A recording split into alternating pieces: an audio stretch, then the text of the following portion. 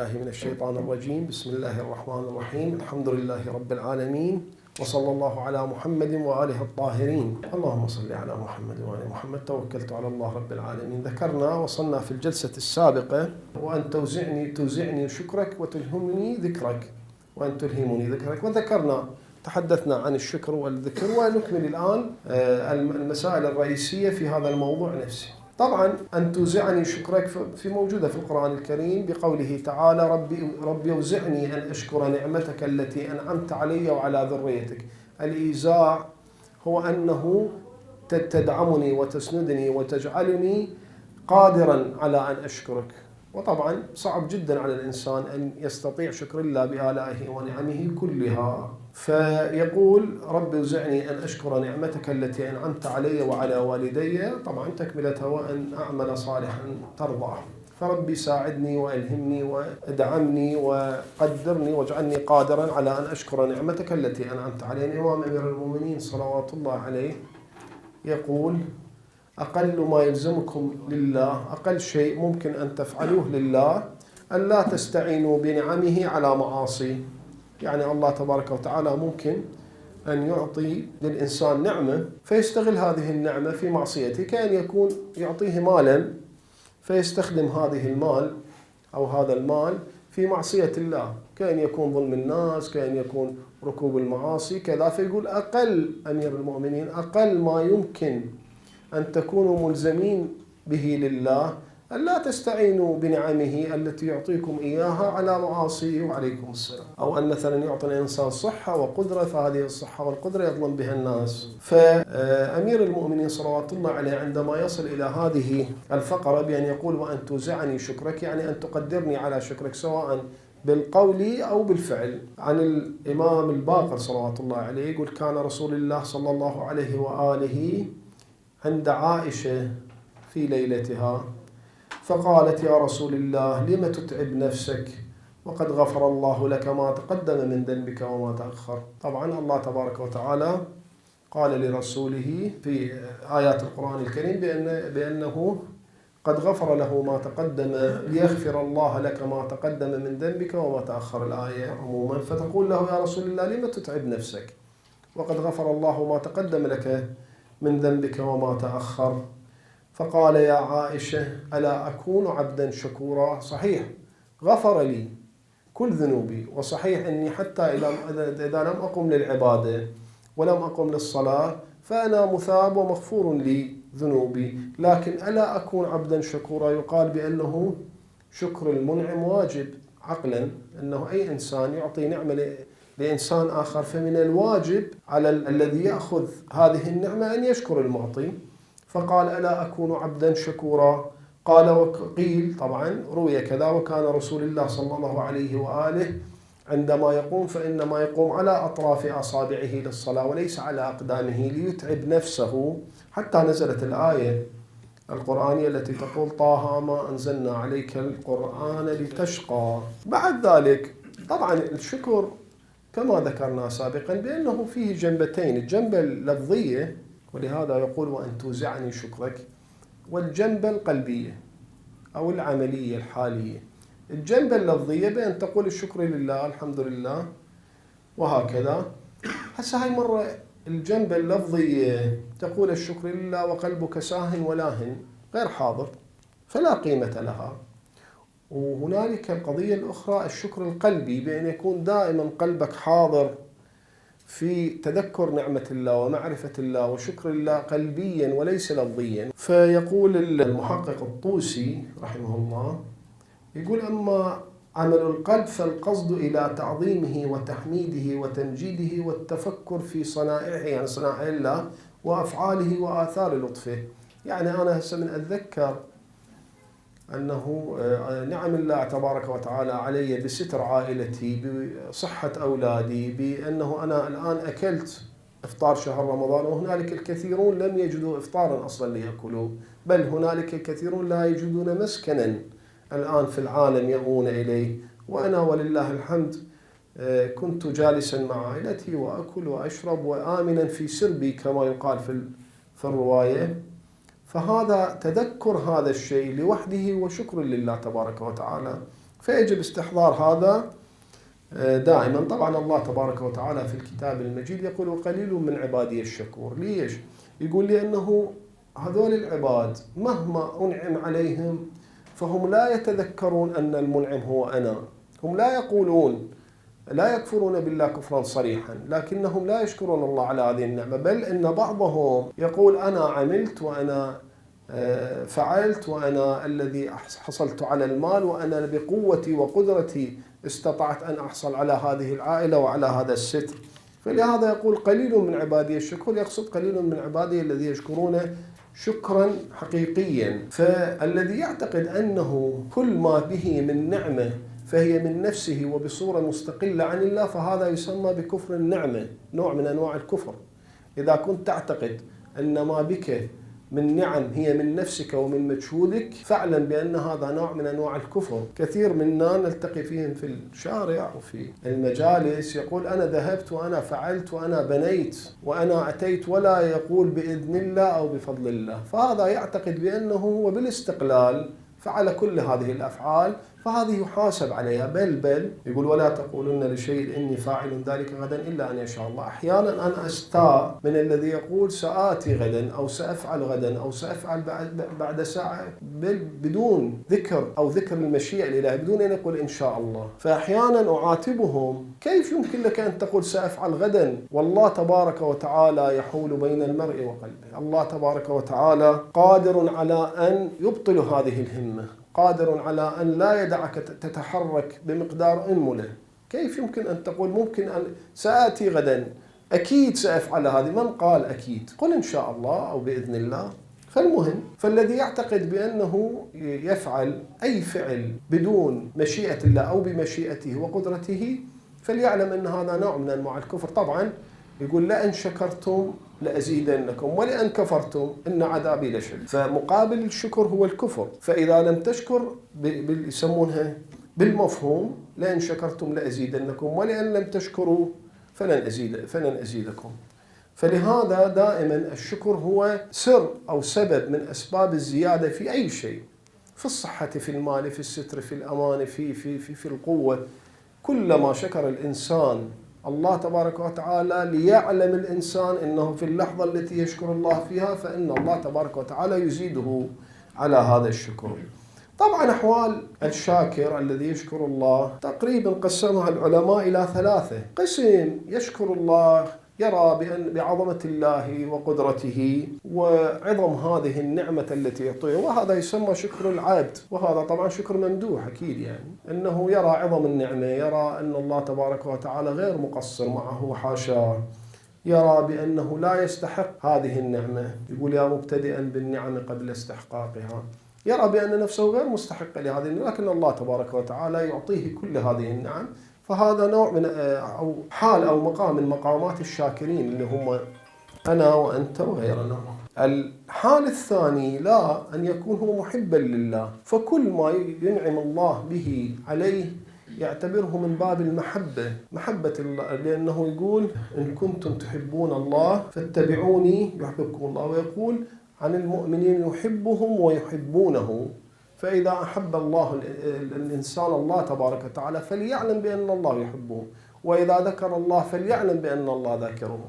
وطبعا هذه نعمة كبيرة مع الأسف نحن نفتقد لها كثيرا. يعني هسه أنت ببساطة يعني كبيرة جدا أن يكون الله ذاك، أنا جليس من ذكرني، كبيرة جدا أن يكون الله تبارك وتعالى يذكرك، فلماذا لا تذكره حتى يذكرك؟ يقول اذكروني أذكركم، يقول أنا جليس من ذكرني. فالمقام قوية جدا، لكن المشكلة الغفلة هي التي سنتحدث عنها، هي التي تمنعه من ذلك. المقام الثاني قلنا بأنه المحبين الذين هم يحبون الله فيحبهم الله، فيرون بأن هذه النعمة هي من باب حب الله لهم وحبهم لله، فالله تبارك وتعالى يعطيهم هذه النعمة. الحالة الثالثة، هذه الحالة ليس بصدد شرحها لأنه حالة الأوحدين العرفاء والأولياء الذي لا يرى لنفسه أصلا وجودا في مقابل نعم الله، في مقابل وجود الله تبارك وتعالى، أصلا هو ساهن عن نفسه. أضرب لكم مثلا، إذا إنسان أحب امرأة حبا شديدا، فبمجرد ما يراها ينسى نفسه وينسى من حوله وينسى الناس وينسى الحر وينسى الشر، يبقى متعلقا فقط بهذه.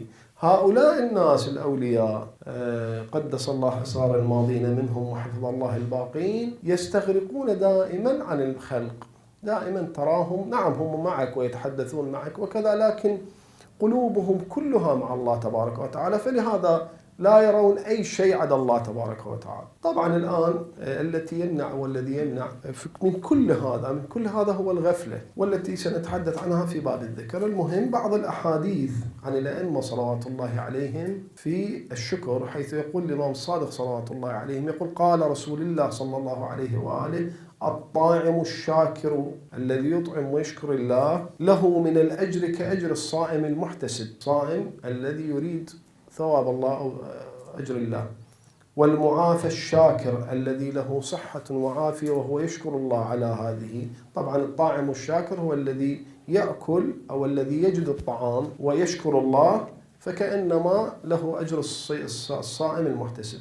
والمعافى الشاكر الذي له صحة مثلي ومثلك ومثل غيرنا، له المعافي الشاكر الذي يشكر الله على هذه النعمة، له من الأجر كأجر المبتلى الصابر، له نفس أجر المريض المبتلى الذي يصبر على مرضه وهو معافى، يأخذ نفس الأجر. يعني نفهم من هذا أن الطاعم الشاكر له كأجر الصائم، بمعنى أنه الذي يأكل له أجر الذي لا يجد الطعام، والمعافى له الأجر الذي لا يجد العافية أو تراه سقيما ومريضا. والمعطي الشاكر الذي يعطي ويشكر الله تبارك وتعالى له من الأجر كأجر المحروم القانع الذي لا يجد ما يعطيه، لا يجد ما يتصدق به وهو قانع. وعنه عن الإمام الصادق صلوات الله عليه: ثلاثة لا يضر معهن شيء: الدعاء عند الكرب، إذا اعتراك كرب أو ضيق أو كذا فالدعاء مطلوب. والاستغفار عند الذنوب، بمعنى أنه إذا دعوت عند الكرب فإن الله يرفع هذا الكرب، وإذا استغفرت عند الذنوب فإن الله تبارك وتعالى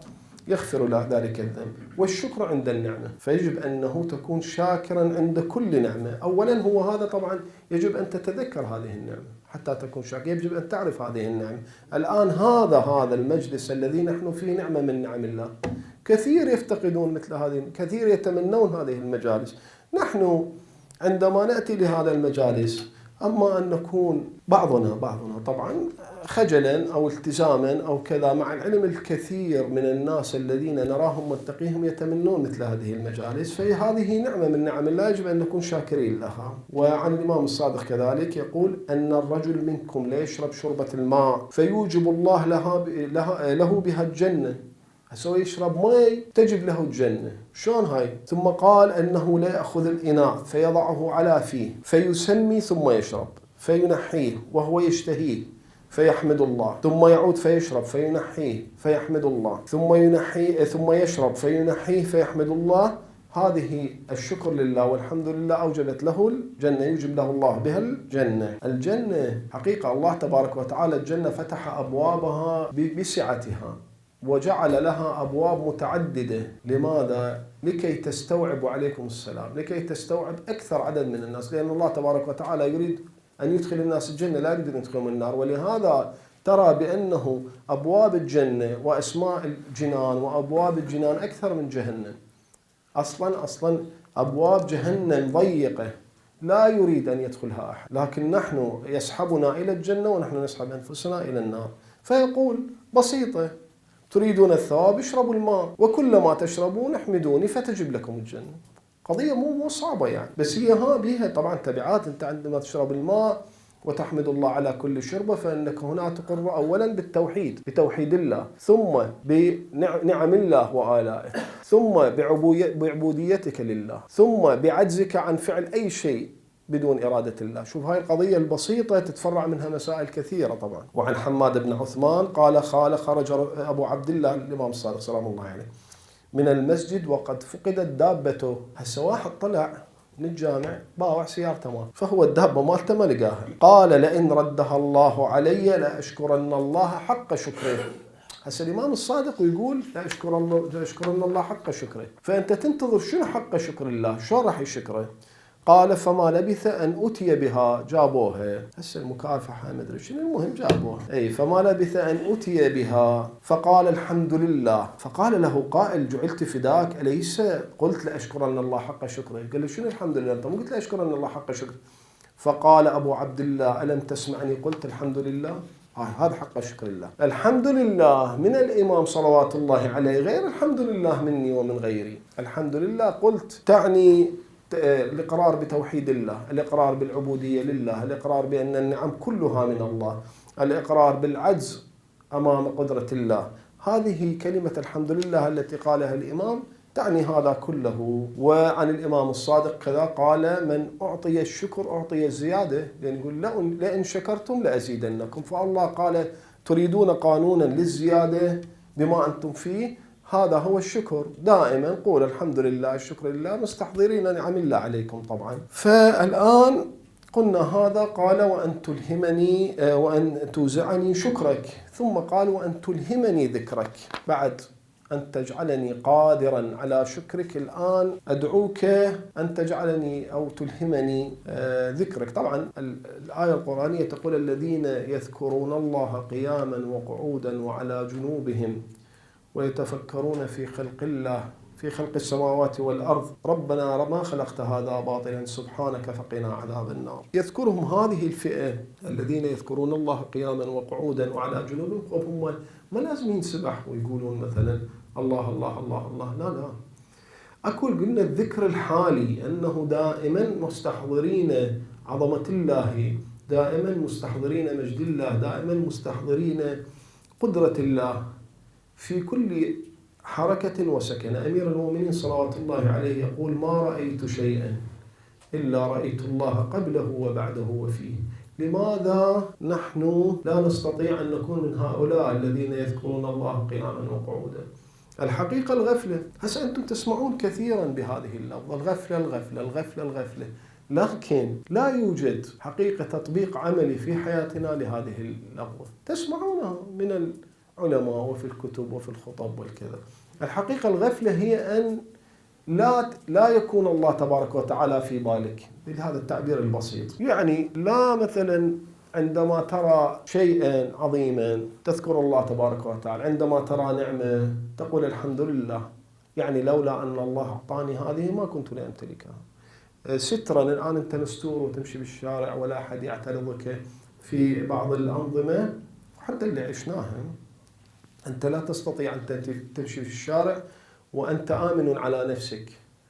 ممكن وكثير من أخواننا في أعمارنا يتذكرون هذه المسألة. ممكن تمشي في الشارع ثم تختفي، فيذهب أهلك للبحث عنك، ثم يجدونك أما الشرطة أو الانضباط العسكري أو الأمن أو ماخذيك. فكان الشاب في وقتها لا يأمن، لا في جلسة ولا في عمل ولا في مشي، الأمان مفقود. هاي أيام الزمن الجميل. أما الآن فأنت مجرد أن تمشي في الشارع وتضحك وتقول غدا سأسافر إلى تركيا، غدا سأسافر إلى إيران. هذه القضية ليست بسيطة، لم تكن بسيطة. بماذا تفكر تبني مستقبلك قبل السؤال؟ عندما يسأل الشاب يقول أتمنى أن أسافر، ثم أبني يعني أمنية أنه يخرج من الحدود. أما الآن أن تتمشى في الشارع ثم تفكر أنني غدا أو بعد غد سأسافر مثلا، أو غدا أو بعد غد سأقضي بعض الأيام في البصرة أو في كذا مكان، هذه لم تكن متاحة إطلاقا في الأزمنة السابقة وفي كثير من الدول الآن الموجودة. المهم هذه نعمة من نعم الله تبارك وتعالى. عندما تمر بهذه الظروف الجيدة هنا يكون استحضار أن الله الذي وفقني لهذا الذي ينفي الغفلة. أما مثلا أذهب وأعمل وأكل وأشرب وألعب مع ابني الذي صحته جيدة وتمشى مع زوجتي التي لا تعاني من مرض وأنا غافل تماما على أنه هذه كلها من الله، هذه هي الغفلة المقصود بها التي يعنون بها. أما هؤلاء الذين يذكرون الله قياما وقعودا وعلى جنوبهم، قياما للعبادة أو قياما لله أو قعودا عنها، النوم أو على جنوبهم بمعنى شنو؟ على جنبه، يعني عندما ينامون كذا. يقول نوم العالم خير من عبادة الجاهل. وشلون يقول نوم الصائم عبادة. فتستغربون كيف يكون نوم العالم خير من عبادة الجاهل، لكن لا، الحقيقة ركعتين من عالم تساوي 1000 ركعة من جاهل. تعلمون لماذا؟ لأن العالم عندما يبدأ بالصلاة فهو يفهم كل مفردة وكل حركة يقوم بها ويتفاعل مع كل مفردة. أما الجاهل فلو صلى 1000 ركعة فإنه لا يعلم ماذا يفعل، حركات لا أكثر ولا أقل وكلمات. يقول الله أكبر، العالم يفهم ما هو معنى الله أكبر، أما الجاهل فيقولها كلقلقة لسان. أعتقد أتذكر حديث للإمام الصادق صلوات الله عليه قديم، بس ما يعني أذكر منه أنه يقول: قرأت القرآن فسمعته من نفسي ثم قرأت حتى سمعته من قائله كأنما يوحى إليه. فلهذا العالم عندما ينام فحتى في نومه يتفكر في خلق الله، حتى أو في عظمة الله، حتى في نومه هو يعبد الله تبارك وتعالى. أما الجاهل فلو صلى 1000 ركعة فإنه لا يفهم ما يقول. هناك تحدي كان موجود سابقا ولا يزال مطروح، أنه تحدي لكل واحد أن يحاول أن يصلي ركعتين بدون أن يسهو. صعبة جدا ركعتين يكون مركز فيها بدون أن يخرج بعقله أو قلبه عن الصلاة، مستحيل. أغلبنا أما بعض العظماء لا طبعا. فلهذا الذين يذكرون الله، ذكر الله وأن تلهمني ذكرك. ذكر الله ليس حالة كسبية أنه أنا أتعلمها، لا، وإنما إلهام إلهي. يقول: أن تلهمني ذكرك كما يلهم الإنسان، يقول: فهديناه النجدين، كما يلهم الإنسان الخير والشر، كما يلهم الإنسان الأفكار الجيدة، كما يلهم الإنسان الخلاص من بعض المآزق، كذلك أمير المؤمنين هنا يطلب من الله تبارك وتعالى أن يلهمه هذا الذكر، لأن الذكر درجة عالية جدا، الذي هو مقابل الغفلة درجة عالية جدا، فتحتاج إلى أن الله تبارك وتعالى هو الذي يعينك ويلهمك ذلك. وفي رواية أن النبي موسى صلوات الله عليه سأل ربه فقال: ربي علمني وأدبني كيف أناديك أفي السر أم أرفع صوتي؟ قال له: إلهي علمني شلون أحكي وياك، مثلا إنه أرفع صوتي لو بيني وبين نفسي. قال: أنا جليس من ذكرني. لا يحتاج أن ترفع صوتك. يقول: ونحن أقرب إليه من حبل الوريد. فالله تبارك وتعالى جليس من ذكره، بل أنه أقرب ما يكون للإنسان في معظم حالاته يذكره والله تبارك وتعالى. صدقوني، لا، يوم يفر المرء من أخيه وأمه وأبيه وصاحبته وبنيه وفصيله، كلها تتخلى عنه. هذه لا تعتقدون أنها فقط في يوم القيامة، حتى في هذه الدنيا الأخ يتخلى والأم تتخلى لمرضها أو لسبب ما، وهي الأم. يقول له: أنا أحن من الأم الرؤوم على ولدها، أنا أحن من الأب الشفيق على ولده. فكلها تتخلى إلا الله تبارك وتعالى، فإنه لا يتخلى عن خلقه. المهم الموضوع طويل، فهذا كله ضد الغفلة. نحن لدينا، يقول: كنت كنزا مخفيا فخلقت الخلق لكي أعرف. الله تبارك وتعالى كنز، نحن لا نعرف أن نستثمر هذا الكنز. شوفوا، من حمق الإنسان إنه كان ظلوما جهولا، من حمق الإنسان أنه يبحث عن الكنوز في باطن الأرض أو في باطن البحر والكنز في نفسه. النبي عيسى سلام الله عليه في مقطع بالإنجيل أتذكر قريته يقول: ليس العلم في السماء فينزل إليكم ولا في الأرض فيصعد إليكم ولكنه في نفوسكم فكونوا روحانيين. يقول فالعلم الله تبارك وتعالى ما يحتاج أنه تبحث عنه. الله تبارك وتعالى موجود في داخلك، موجود في كل شيء. فإحنا عندما نعتمد على أب وأخ وكذا، الله تبارك وتعالى الوحيد الذي يصح الاعتماد عليه. المهم بعدين أمير المؤمنين بعد ما يطلب من الله أن يوزعه شكره وأن يلهمه ذكره، يقول: اللهم، راح أطلب طلبات الآن، اللهم إني أسألك سؤال خاضع متذلل خاشع أن تسامحني.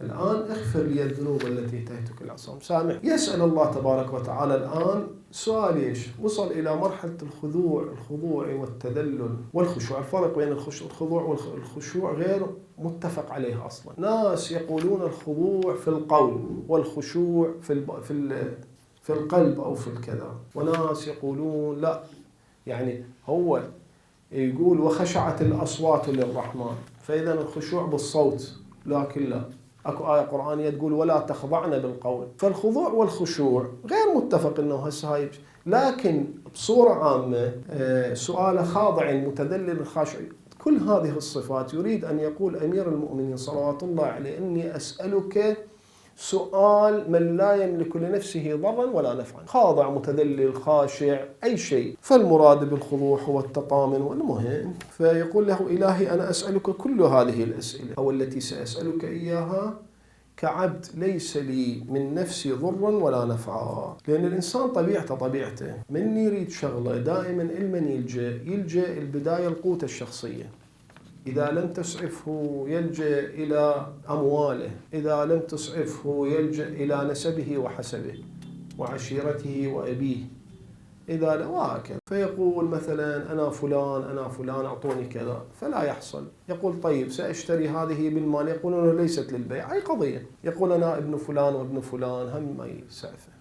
لكن إذا قال أنا عبد من عبيد الله ولا أطلب منكم، بل أنتم مجبرون ومغصوبون رغم أنوفكم على أن تقدموا لي هذا الشيء، هل يستطيع الله أن يرغمهم أم لا؟ طبعا. وبالمناسبة هاي معلومة يعني خارج بس تذكرت كثير عندنا عندما يتحدث الإنسان عن أبيه ينتقده فيقول شلون ليس الفتى من قالك منشئ من قالك أنا أبي، فيقول أنه من غير الصحيح أن يقول أنا ابن فلان. هذا خطأ دارج بالمجتمع. ليش؟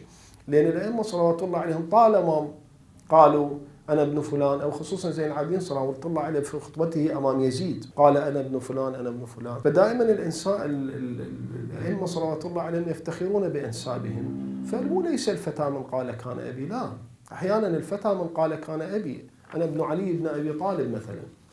أي واحد من أبناء علي بن أبي طالب لا يستحق أن يكون عظيم، حتى سواء محمد بن الحنفية أو وليس الحسن بن الحسين فقط. المهم فاعتماد الإنسان على أنسابه وعلى قدرته الشخصية وخطأ. الاعتماد الأول على الله تبارك وتعالى الذي هو قادر على أن يفعل أي شيء. أمير المؤمنين صلوات الله عليه يقول اللهم لا ترفعني بين الناس درجة إلا حطتني عند نفسي درجات أو مثلها، ولا تحدث لدي عزا إلا أحدثت لي ذلة باطنة عند نفسي. يقول عندما ترفعني أمام الناس فأرجوك أن تنزلني في نفسي، أنا بيني وبين نفسي يكون أتذكر أخطائي، أتذكر مشاكلي، أتذكر مصايبي، حتى ما أتكبر عن الناس. وكيف يتكبر إنسان؟ بيش يتكبر؟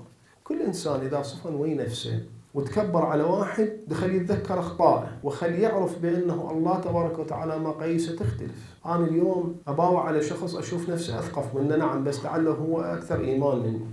بعض الأشخاص لهم علاقات بالله تبارك وتعالى أو بالأئمة، أشخاص جدا بسطاء من عندنا يعني لهم حب للأئمة صلوات الله عليهم عجيبة، لا يستطيع أن يبلغ خارج المثقف ولا من بيننا.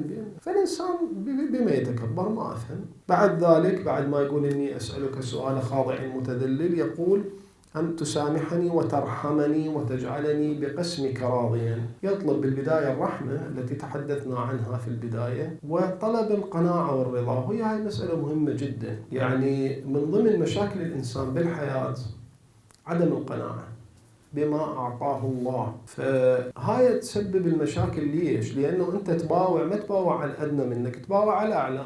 تقول هذا فلان عنده ولديه سيارة كذا وأموال كذا وأنا، يا أخي أنت باوع على الأدنى منك وشوف. قال الله تبارك وتعالى نحن قسمنا بينهم معيشتهم، وقال وفي السماء رزقكم وما توعدون وأن تجعلني بقسمك راضيا قانعا. والقناعة هو أن ترضى بالقليل، أن ترضى أعتقد بما قسم الله وليس بالقليل، كما يقول في الصحاح القانع الراضي بما معه وبما يعطى من غير سؤال. وقال في الحكمة عز من قنع وذل من طمع. وقال أمير المؤمنين صلوات الله عليه إني طلبت الغنى فما وجدته إلا بالقناعة. قناعة كنز كبير، لكن مشكلة الإنسان مهما تتحدث له عن القناعة يحتاج إلى قناعة، يحتاج إلى قناعة بالقناعة، وهذه تحتاج. ولهذا أنا لا أتحدث كثيرا عنها، لأن الإنسان لكي يكون قانعا يجب قبل هذا أن يكون قانعا بهذا الكلام. فلهذا القناعة أنا أعتبرها هبة إلهية الله تبارك وتعالى ينطيها للإنسان. إذا الإنسان الله تبارك وتعالى رزقه بالقناعة راح يكون قناع، ما رزقه كلام ما يفيد. أمير المؤمنين يقول من لم يقنعه اليسير لم ينفعه الكثير. يقول الإنسان إذا ما اقتنع بالشيء القليل حتى الكثير بعد ما يفيده. الإمام الباقر يقول من قنع بما رزقه الله فهو أغنى الناس. القرآن شو يقول؟ يعني يتحدث عن القناعة، يقول وأطعموا القانع والمعتر بصورة الحج. يقول فإذا وجبت جنوبها فكلوا منها وأطعموا. يحكي على اسم البدن اللي هو شلون الضحية الماشية كذا اللي ذبحوها. يقول فإذا وجبت جنوبها يعني إذا ذبحتوها فكلوا منها وأطعموا القانع والمعتر. الإمام الصادق طبعا يسألون شنو القانع والمعتر؟ يقول القانع الذي يرضى بما أعطيته، وهذا التعريف كافي للقانع. يقول القانع الذي يرضى بما أعطيته، يقنع ولا يسقط ولا يكلح ولا يلويش، يعني يقول لا يضوج ولا يدير وجهه ولا مهم تنطيه يقنع ويسكت. أما المعتر فهو يقول ذلك اللي يمرون بيك الذي يعترونك يجونك. يقول هذا معنى القانعة والمعتر. وبعدين أمير المؤمنين صلوات الله عليه يقول واجعلني في كل الأمور متواضعا التي سنأتي عليها في الجلسة القادمة، والحمد لله رب العالمين، وصلى الله على محمد وآله الطاهرين.